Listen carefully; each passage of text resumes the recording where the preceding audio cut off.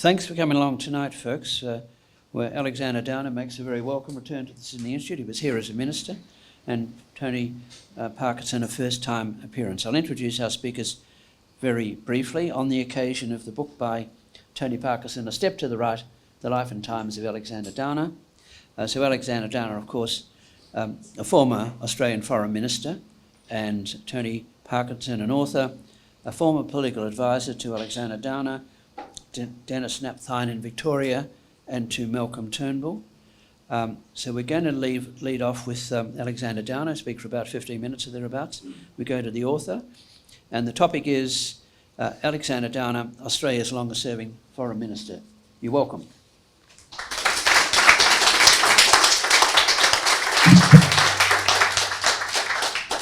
Well, thanks very much, Jared, and it's a great pleasure to come to the Sydney Institute again. I haven't been, you're right, I don't think I've been here since I was the foreign minister, and that term came to an end in December. It was actually in December 2007, so it's a very long time. I've done a lot of things since then.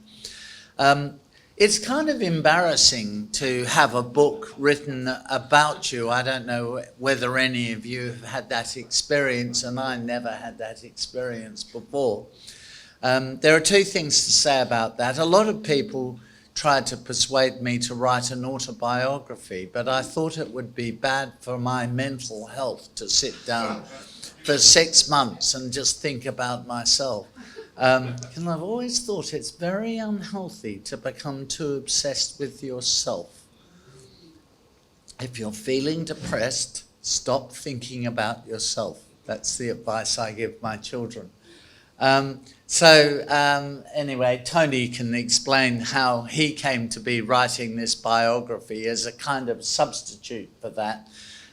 It isn't an authorised biography in the sense that I authorised it, but I did do many hours of interviews with Tony to explain why I believed in things, where I came from, and so on.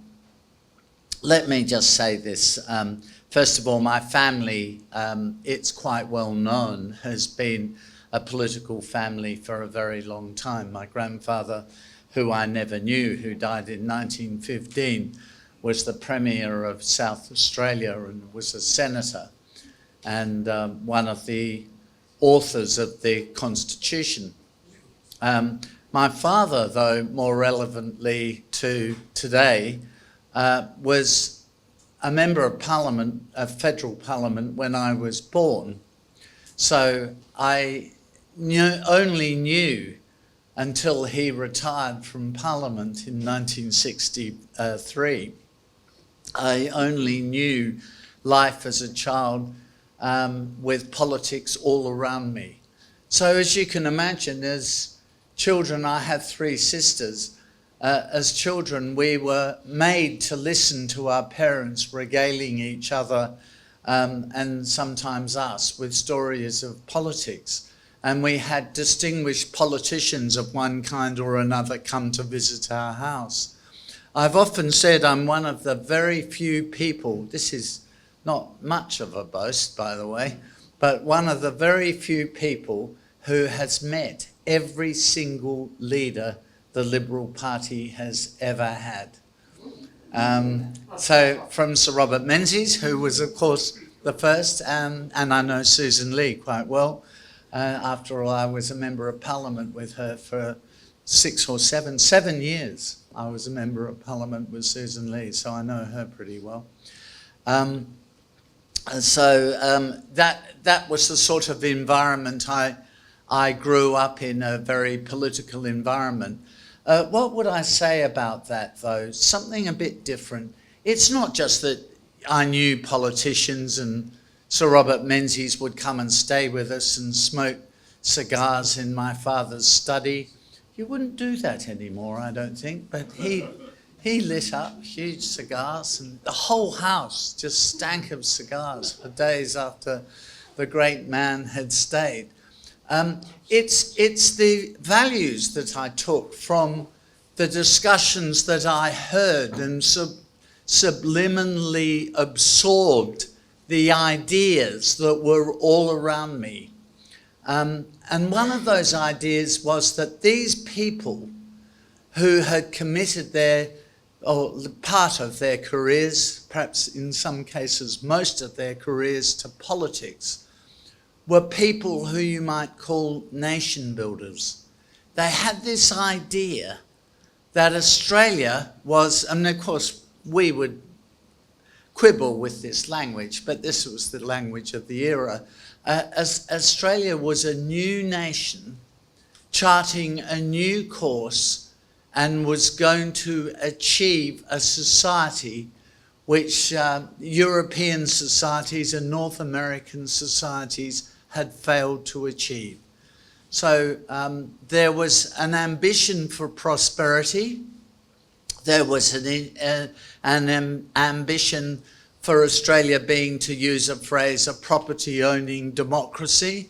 There was an ambition for it to be an egalitarian society, a democratic society, but there was an ambition to build Australia.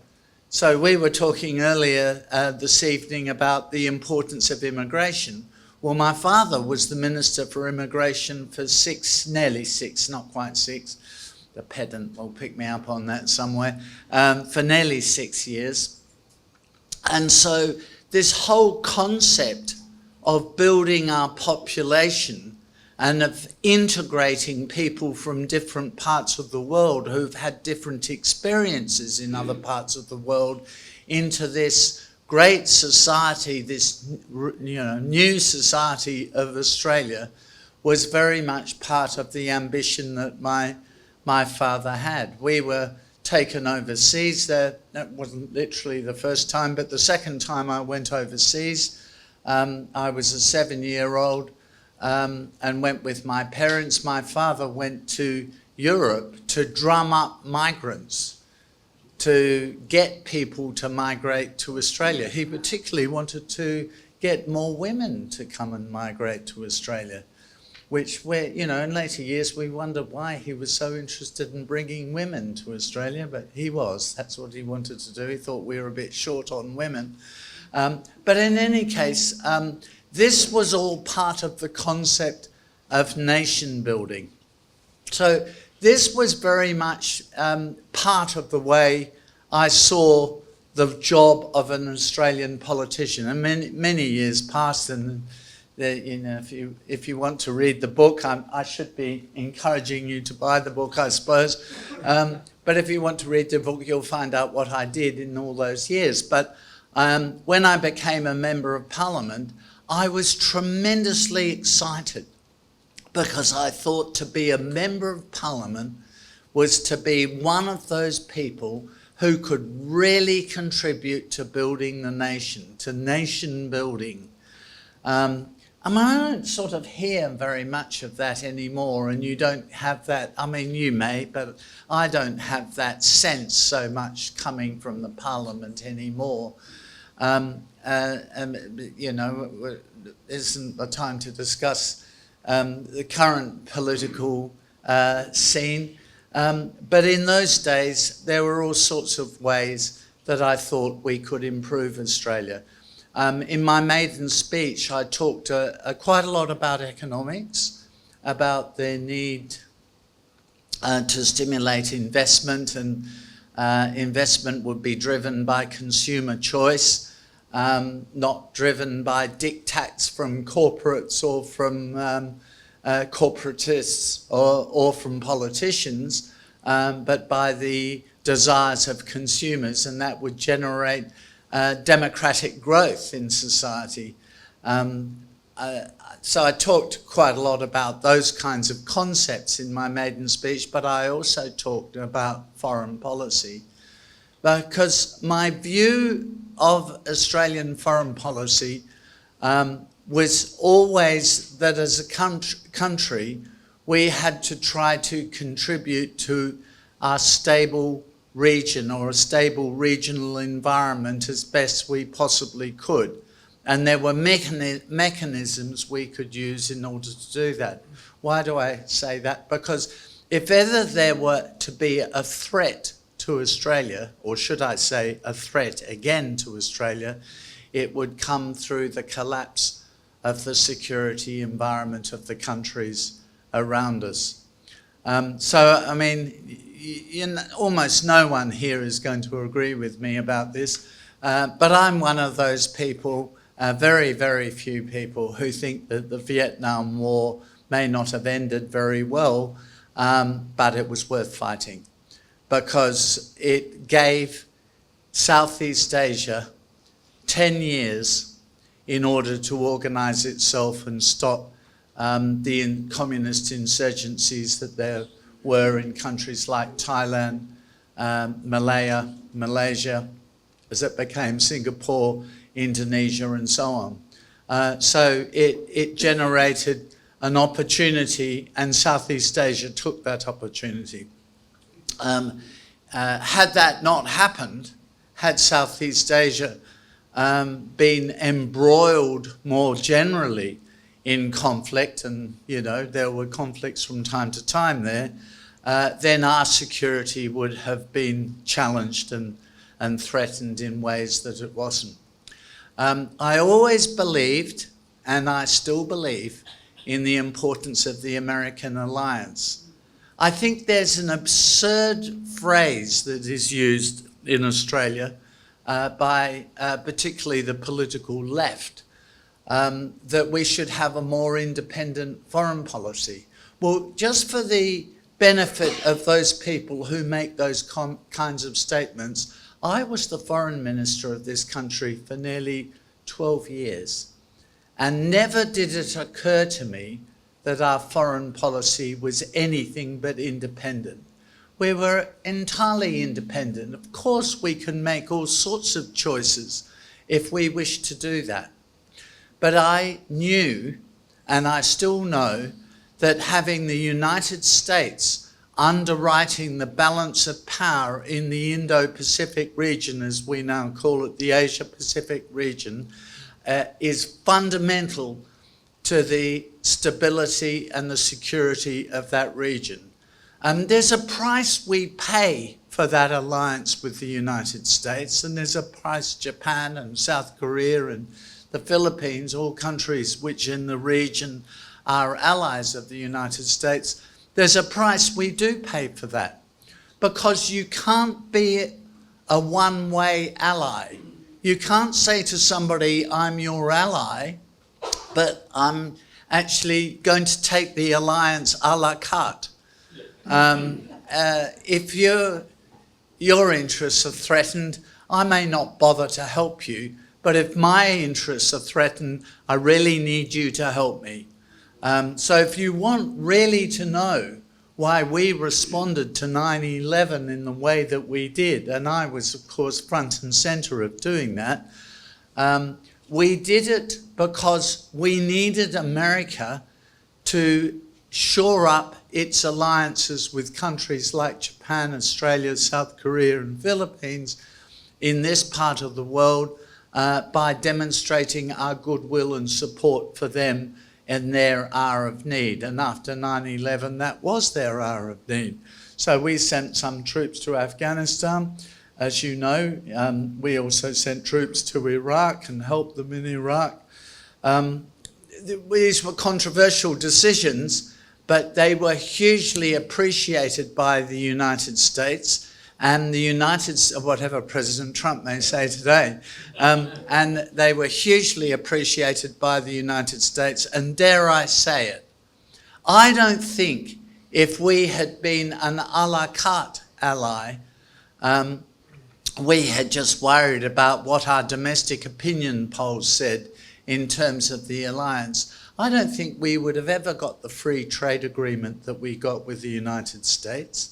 That was a function of the United States administration being appreciative of us being a stalwart ally. Let me just repeat the point that the importance of this alliance is to underwrite the power balance in the Indo-Pacific region.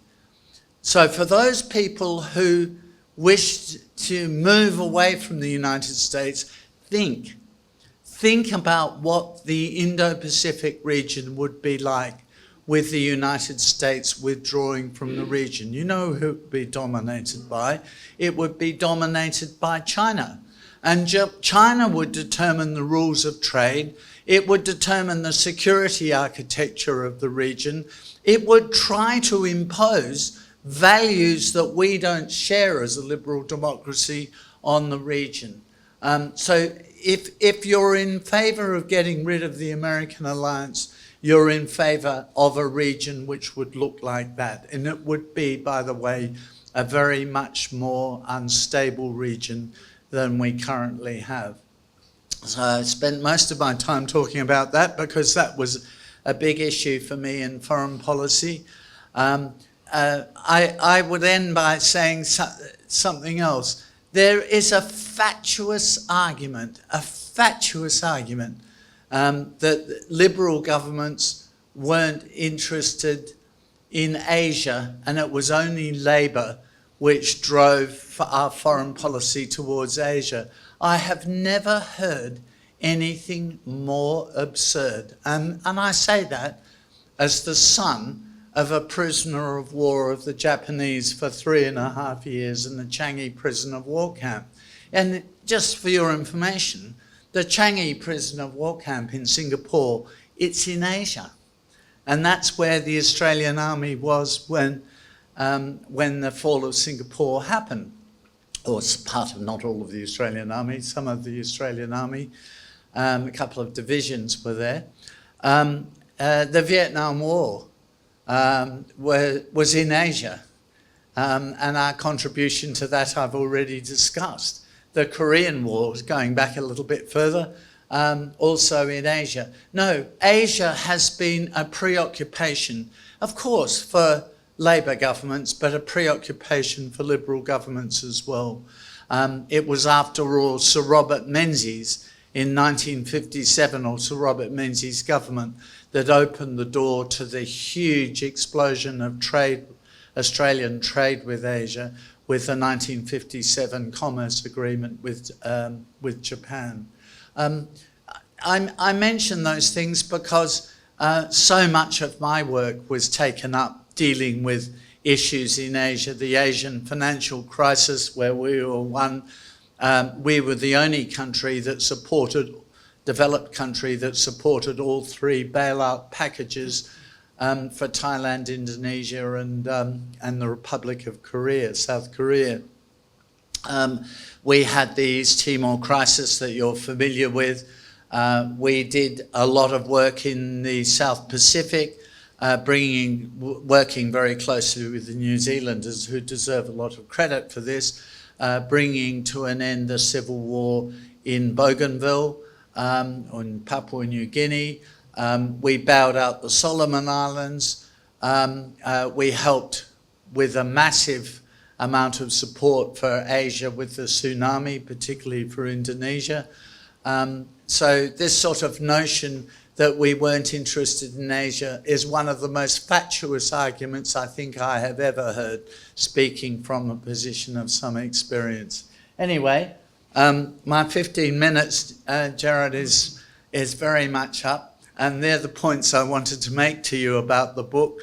They're not here tonight, but I just want to pay tribute to my wife, Nikki. We've been married for I'm not sure how many years since no, I know our wedding anniversary is on the 17th of June. Trust me, we've sometimes been together for our wedding anniversary. At least we were for our wedding. But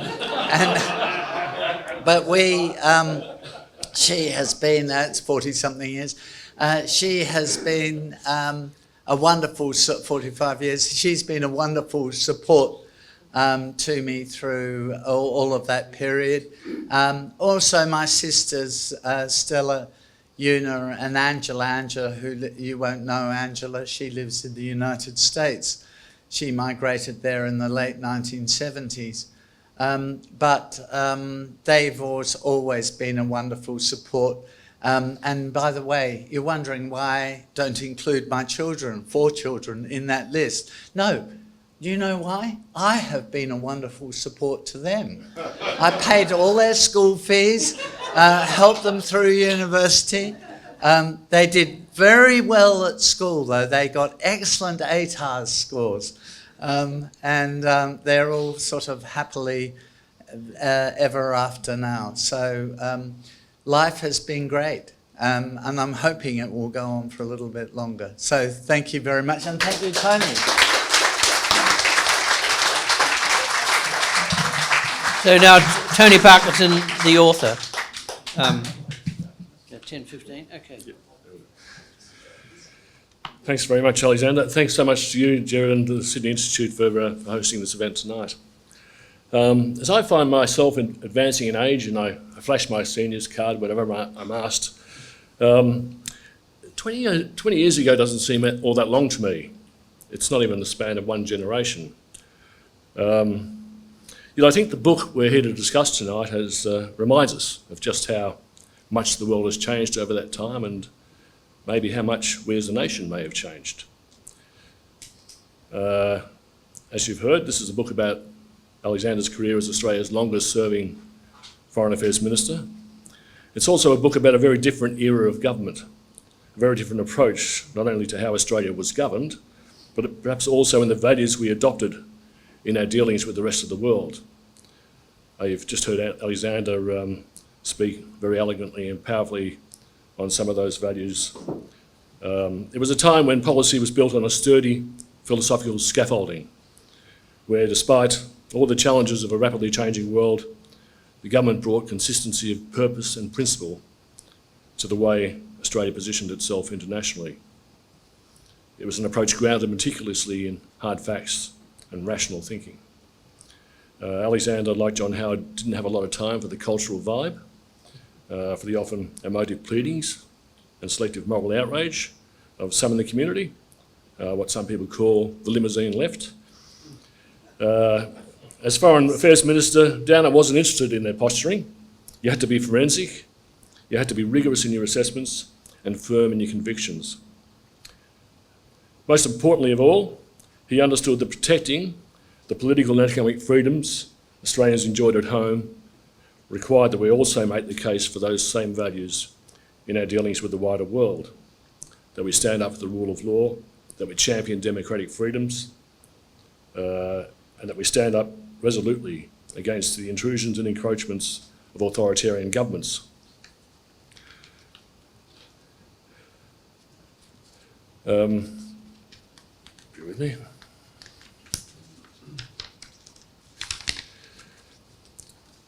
Perhaps most critically of all, in the current circumstances, Australia had to reject, repudiate and resist with all the force it could muster those who supported the use of terror and violent extremism to achieve their political aims. The Howard government had its critics, and plenty of them. Some of its foreign policy choices were highly controversial and contentious. But here's the thing, after almost 12 years in power, I would argue the Howard government left Australians with a strong sense of clarity and certainty about the nation's direction and a confidence about their future. I'm not sure so many of us would say the same today. As Alexander mentioned, this is a book that could and maybe should have been written 15 years ago. And he could and should have probably written it himself. He's a talented communicator and a sharp wit and a person of very forceful opinions. And he has this treasure trove of highly illuminating anecdotes about his dealings with people in power here and overseas. Yet for all that wealth of knowledge and experience, Alexander didn't have much inclination when he left Parliament to sit down and write his own memoirs, and he hasn't since. So a little while ago, Josh Frydenberg and I had a chat about this, and we agreed it would be a shame if this story was left untold. So I took on the project, and here we are. What I set out to record in this book was an upfront account of Alexander's distinctive contribution to our national life and to our standing internationally, as a nation and as a people. Clearly, it would be a hollow exercise to attempt this biography without Alexander's direct, unflinching input I mean, I decided the themes, I chose the subject matter, I asked him the questions, but he also responded with his own reflections, observations and arguments, very plainly and forthrightly as always. He was very generous with his time, as many of you would know. He's kept himself busy since leaving Parliament. His diplomacy for the UN in Cyprus, his stint as Australia's High Commissioner in the UK, and most recently as a distinguished fellow at the Hoover Institution at Stanford, alongside former US Secretary of State Condoleezza Rice. So he's very much stayed in the play with his finger on the pulse, all of which has added to an enormous bank of knowledge. So the challenge for me was to explore and explain in depth Alexander's often quite unique perspectives on why events in the world unfolded the way they did and why things are happening the way they are now. His recollections provide vivid detail on the landmark moments and some of the critical emerging trends that define the early 21st century. The September 11 terror attacks on the US and their aftermath, a resurgent, more muscular China, this fragmentation of politics we're seeing in our own Western democracies, the return of Russian expansionism in Europe, and the forlorn attempts across all those years to broker a lasting peace in the Middle East. So let me now drill down into some of the signature achievements of the Downer era of foreign policy. I would suggest the reset of relations with modern democratic Indonesia has to count among the great success stories. We have to remember the government had to work through the tremors and trauma of the East Timor crisis to support and secure independence for that tiny island nation while not rupturing relations completely with Indonesia. Then came the shock of the Bali bombings, and for all the heartbreak here in Australia, they had to get on with the job and create a new era of close cooperation on counter-terrorism with Indonesia and other neighbours in the region. So he worked painstakingly across the decade and succeeded in building far greater trust and affinity with our largest and nearest Southeast Asian neighbour than any time in our history. Alexander also spoke directly to the significant step up in the operating rhythms of the US alliance, and he's explained his reasoning for that. Less obvious, but also highly significant, was the development of much closer and deeper security ties with Japan. And that's, again, a very important element in that regional balance of power. Then there were the interventions to stop violence and bloodshed in East Timor and also later the Solomons. But there's one other that many people forget. I think Alexander mentioned it, his successful brokering of a peace deal to end the civil war over Bougainville. That conflict cost more lives in a decade than 30 years of the Troubles in Northern Ireland. So bringing that to an end was a great achievement. Finally, balancing the relationships with the US and China. I think the high watermark, as I remember it, was the time that George W. Bush and Hu Jintao addressed the Australian Parliament in joint sittings on consecutive days back in 2003. It's still a really difficult juggling act, clearly, and Alexander has very strong views on how that difficult equation should be managed, and that's covered extensively across several chapters in the book. I don't want anyone to think this book is a vanilla monologue. It's not. It catalogues a lot of the criticisms of foreign policy decisions and some of the judgment calls made by Alexander. There's certainly scrutiny of those and those moments of his when his slightly outrageous sense of humour got him into trouble. I mean, Alexander's one of the first to admit that Western governments badly misread Vladimir Putin. We discussed in the book how in the euphoria of the immediate Cold War period, the Western alliance really let down its guard. In the early 1990s, they signed the treaties of Bucharest and Budapest with the Russians and then assumed the future of Eastern Europe as a free and democratic region was a done deal. The lessons of previous generations were seemingly put into cold storage.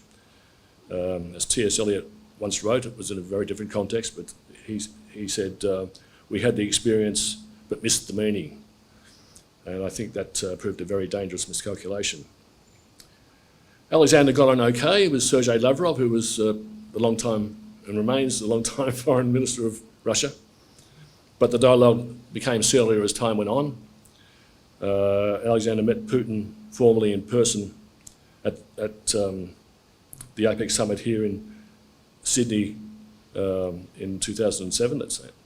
It left him in no doubt that Putin spelt trouble. He found him cold and calculating, as he put it, as cold as a winter's day in Moscow. A year later, Putin sent his tanks into Georgia.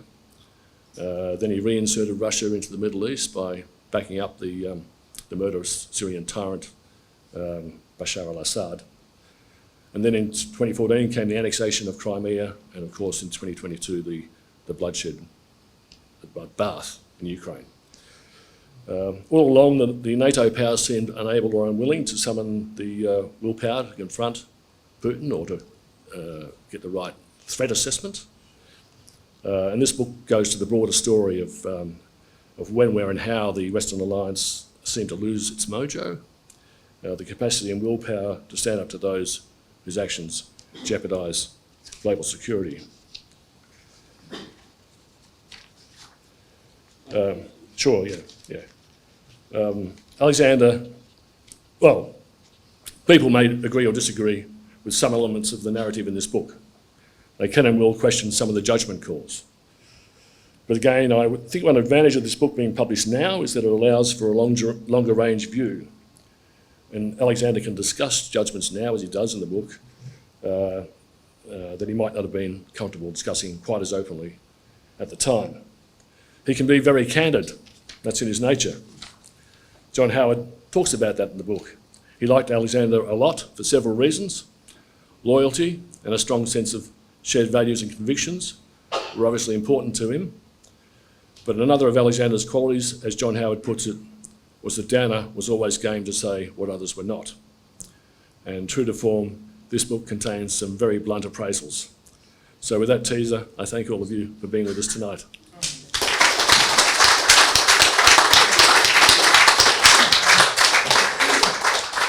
Thanks, Tony. So we come to questions and discussion, and as I mentioned to start with, The Step to the Right, The Life and Times of Alexander Downer by Tony Parkinson has been sold here tonight, and I'm sure both our speakers would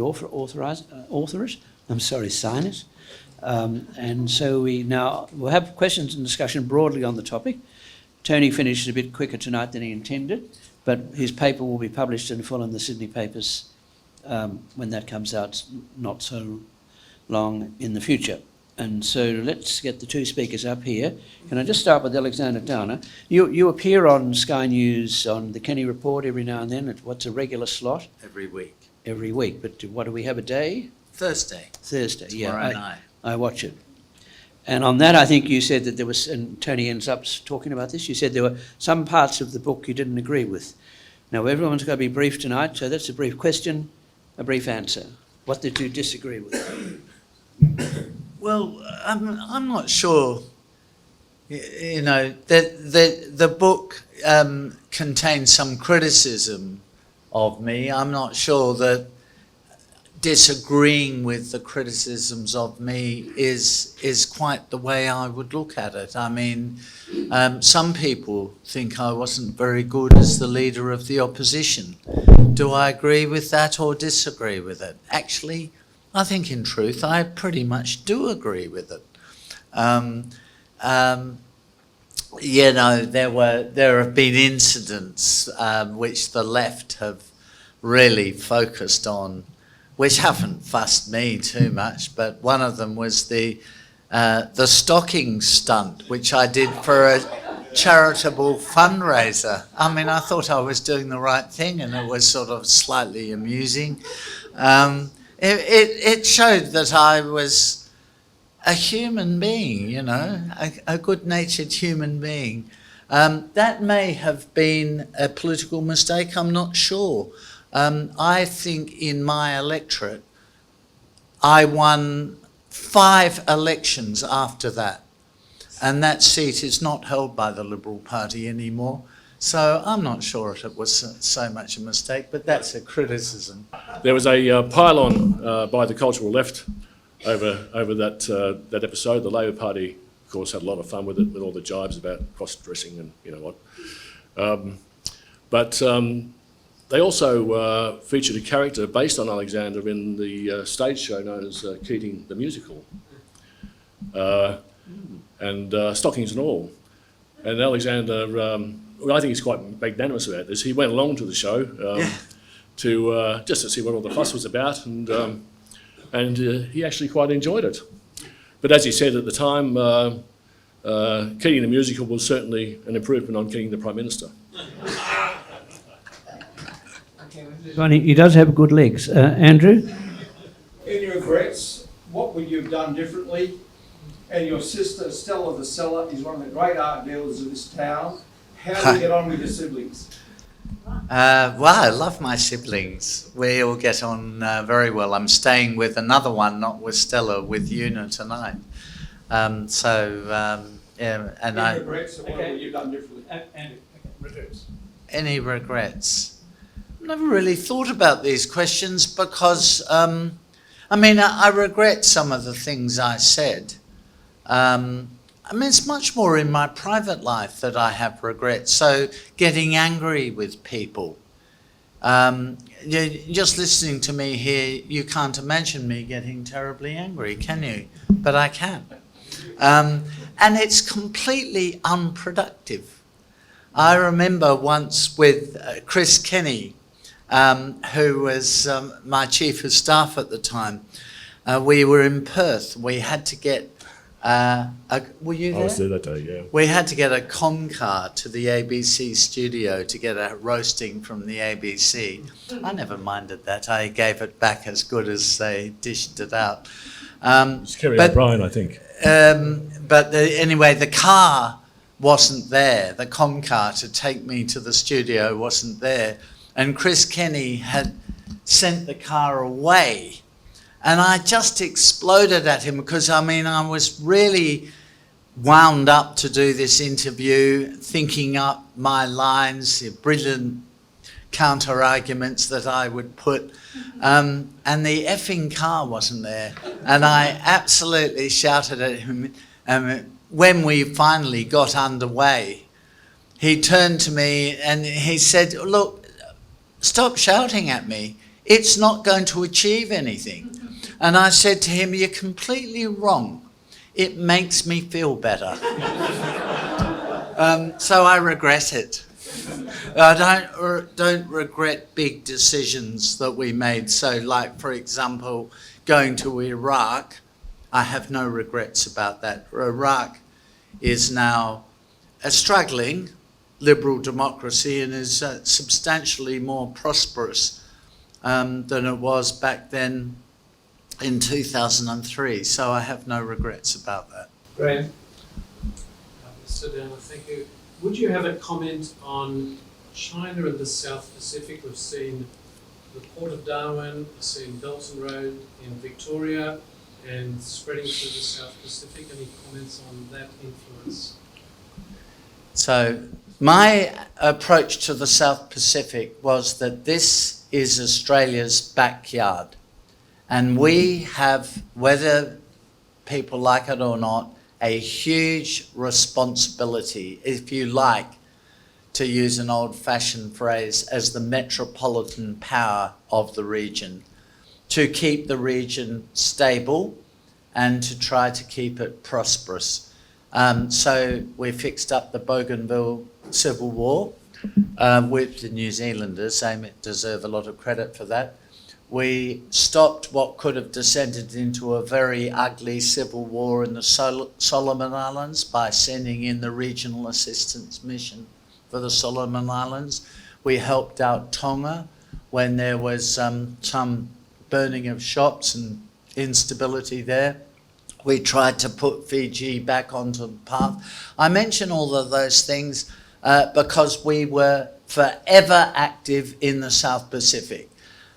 We abolished the position that Keating had of a junior minister for Pacific Affairs, because I took the view the foreign minister should be responsible for Pacific Affairs, not her or his offsider. So I mention all of those things because that didn't leave space for China.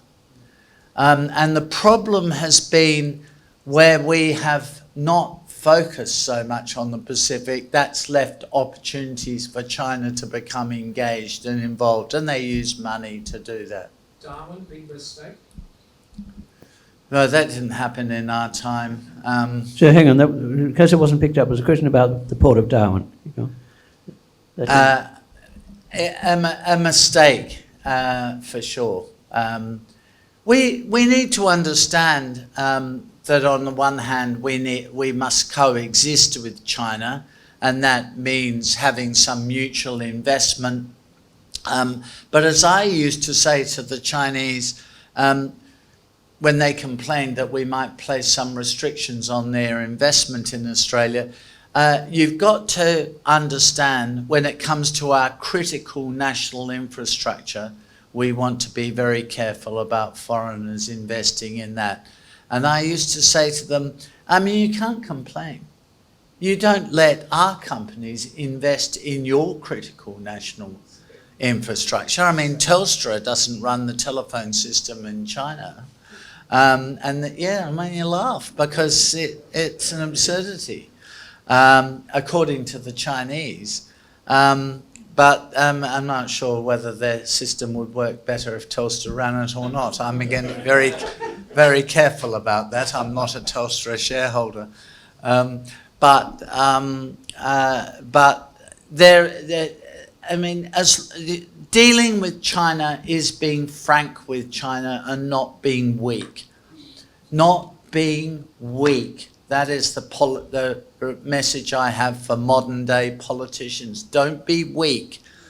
Just say to them, we want to coexist with you. We're not going to go to war with China, but we absolutely are going to defend our national interest and our national values, and make sure you understand that. Okay, here we go. Good afternoon. Oh, sorry. This isn't about people, but I'm very concerned about our country, as I'm sure most of us are, regarding our security system. We don't have people like you or the dear Jim Molan in government anymore. Do we know if there is anyone in the back burner who is going to be enrolled who has that kind of experience like yourself and Jim Molan? Because it seems like there's nobody on any side. We're going to be very, very brief on this because a lot of people are around. Just a very quick response. And then I've got people who've retired always look better than the people who are dealing with it today. We'll never have another Menzies.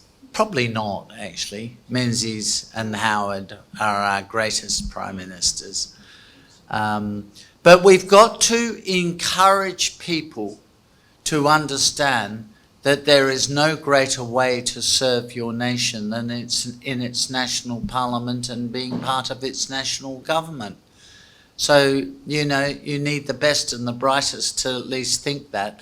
And the political parties need to make sure their pre-selection processes are free of factionalism and that the best candidates think they have a chance of winning pre-selection and winning the seat.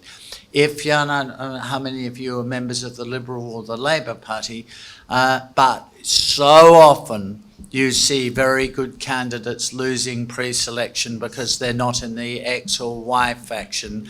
It's disgraceful. It's unpatriotic to behave like that. So we need to, and then people say, well, I'm not getting involved in factionalism, so I mean, I'd have to do that to get into Parliament, so I'm never going to bother. And that's a very sad thing. okay. I'd like to go back to the book. Tony, you've written about someone who's alive and someone you knew. Can you tell us a bit about you and Alexander? How well have you known him, and how was it then doing a book on him when you know someone as well as you do? Well, I worked with Alexander for almost 3 years, I suppose. And I'd known him before because I was international affairs editor at The Age for about 8 years, which traversed quite a few of those early years of the Howard government. I didn't always write favourably about you, I don't think, but on issues like Iraq, I was probably pretty supportive of the position the government took. We had that interaction as well. In the years since, I did go and work for a while in Cyprus. Alexander was there, I moved obviously onto other offices as well, like Malcolm Turnbull and the Victorian government. I know it's difficult or awkward sometimes for Alexander, this whole biography thing. But I've done, this is my second biography. I did one on Jeff Kennett as well. I enjoyed working on both because they both became big, bold voices in the politics of this country. And they both had the attitude of just getting on with it and getting things done. For that reason, I think I've enjoyed the whole process both times. Alexander, you wrote recently a excoriating article in the op-ed in the Australian about the departure by the current government from bipartisan policy in relation to the non-existent state of Palestine. Can I ask you to comment on that, but more broadly, what is the importance of having bipartisan support for all the major foreign policy initiatives that this country produces? Can we have just a brief response, because it's, okay. Well, I thought it was preposterous to give, in effect, Hamas such a propaganda victory. Absolutely preposterous. I thought it was one of the many shameful things that have happened in this country over the last few years. I thought it was terrible.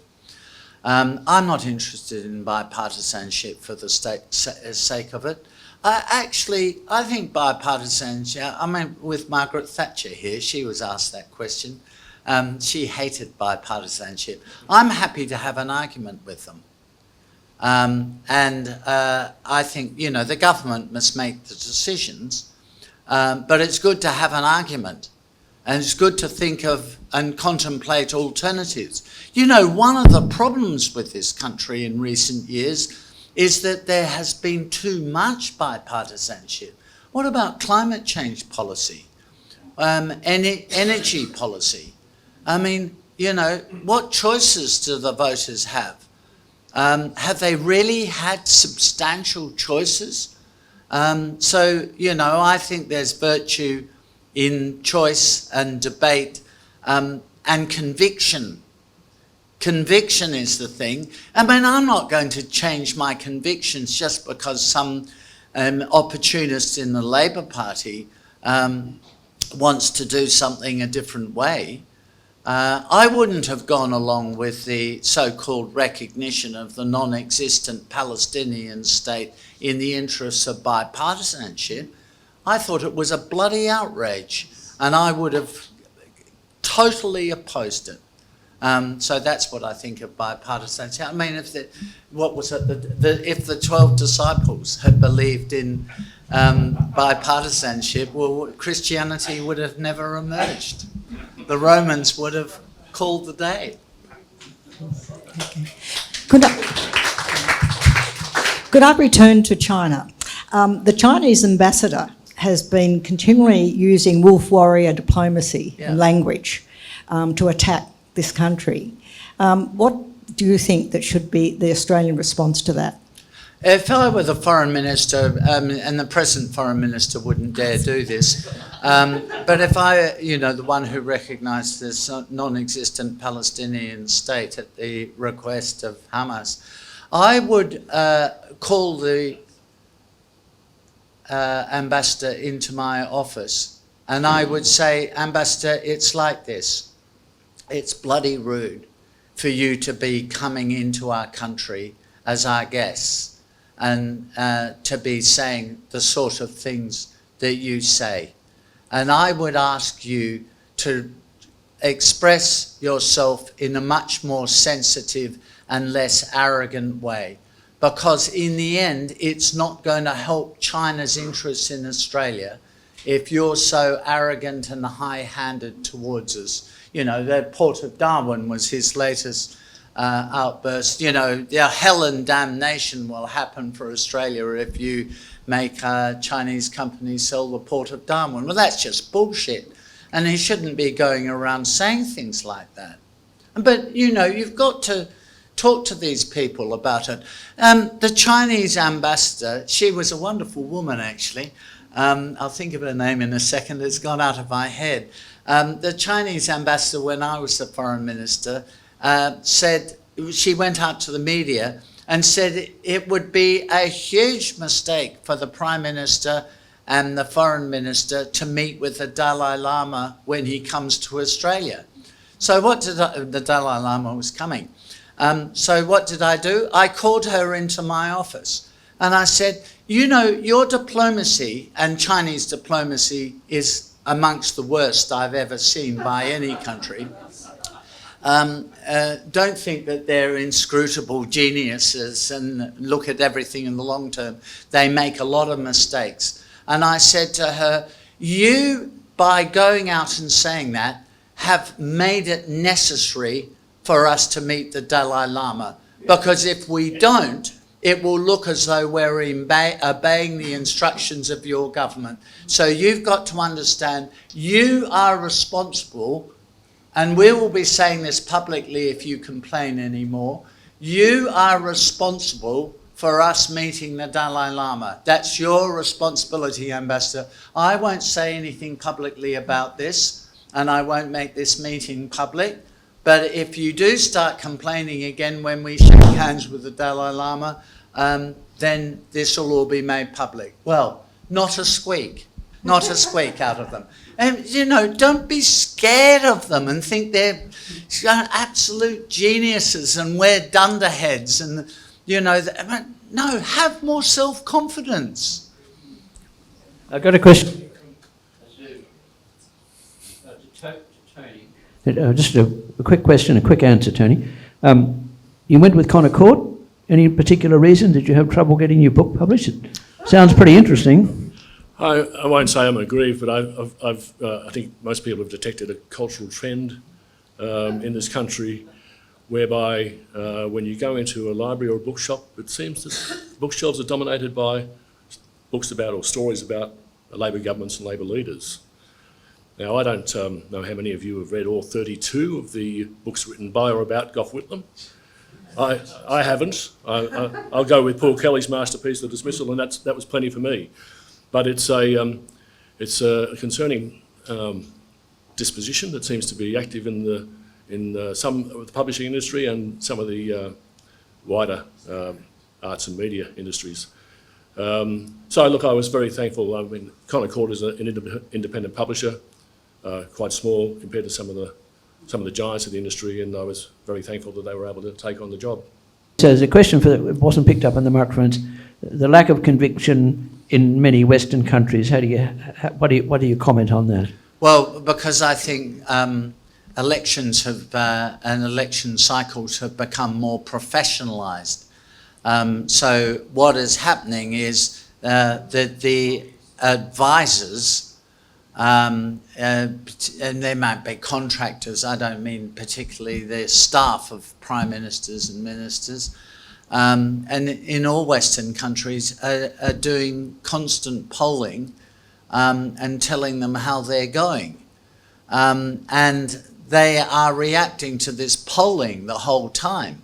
I mean, you saw that in the UK, you still see it in the UK, you see it, I mean, the Australian government, Albanese government, is a classic example of a government which it just plays politics the whole time. Everything is polled and every decision is polled, and if it's not polling very well, then they reverse the decision. You've seen this in the UK, you see it all over Europe. Rather than telling people what you think on the basis of your experience, your advice and your judgment is the right policy, their politicians have been reacting to the advice they're getting from the pollsters and you know, social media and so on. And the consequence is this is very dire, because you know what? The public know this is what they're doing. The public know they lack convictions.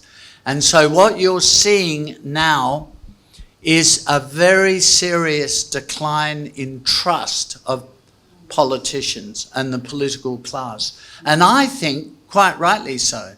And that's one of the reasons why the public are moving to these more populist movements. You've seen, you're seeing that in Australia, let's face it, with the strong polling support for One Nation, but you've seen it with Nigel Farage and Reform in the UK, the Le Pen phenomenon. I mean, I can keep going. You know, Georgia Maloney getting elected.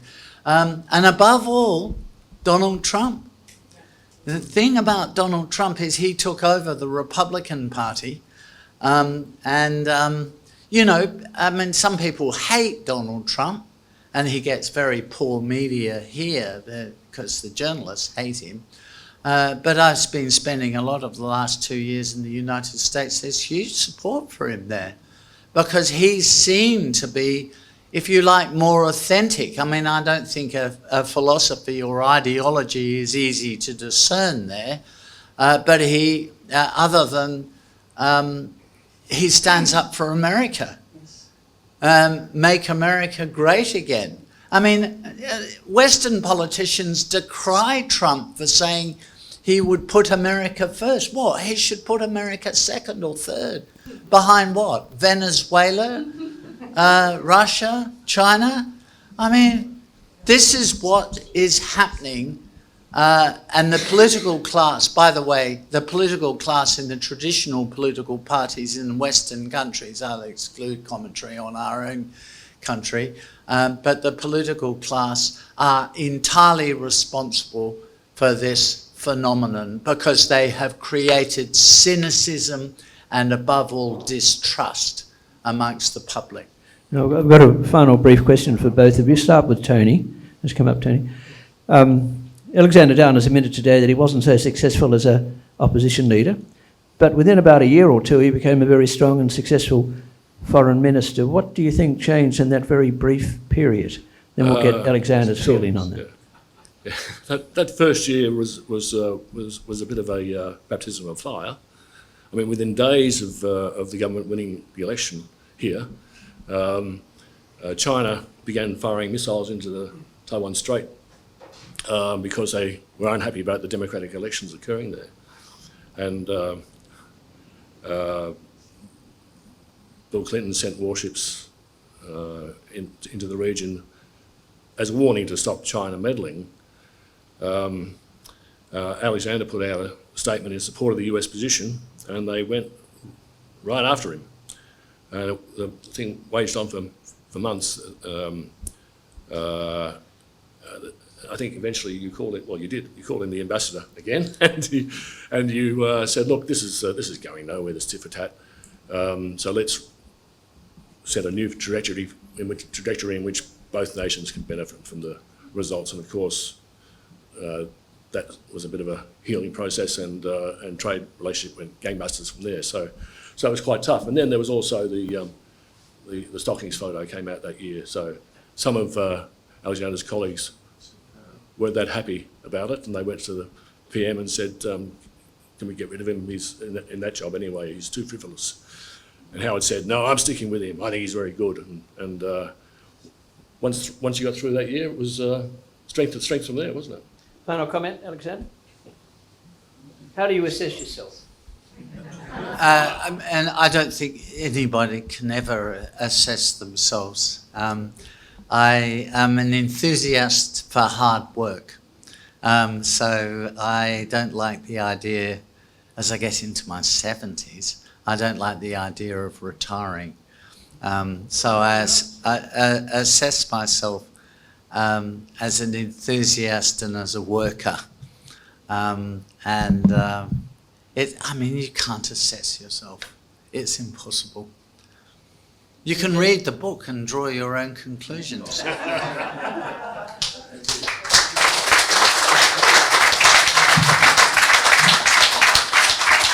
So many thanks to both our speakers for an amusing and informative night. We've got copies of the book here. I'm sure Alexander would be happy to sign them, in addition to the author, Tony Parkinson. But for tonight, thanks to both of you for a great night, and we'd love to have you back sometime in the future for whatever. Okay.